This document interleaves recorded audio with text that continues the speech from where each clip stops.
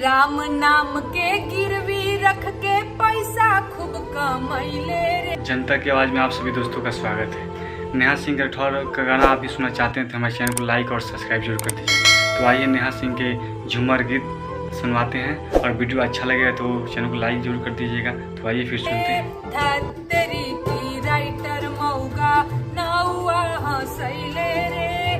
धत्तरी की राइटर मौगा नौआ डूबैले रे। राइटर हउए रुपया के जामल नौआ हंसैले रे। राइटर हर जोता के जामल नौआ डूबैले रे।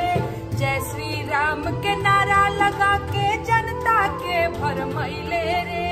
जय श्री राम के नारा लगा के जनता के भरमैले रे। बाकी अब की भांडा फूट गइल बा बेनकाब होई गइले रे। धत्तरी की राइटर मौगा नौआ हंसैले रे। राइटर वाह बेलज के जामल नौआ डूबैले रे। धत्तरी की राइटर मौगा। अरे राष्ट्रवाद के पीछे छुप के राम के सौदा कैले रे। राष्ट्रवाद के पीछे छुप के राम के सौदा कैले रे। अरे हिंदू हित के घोषित रक्षक कवना बिल में समैले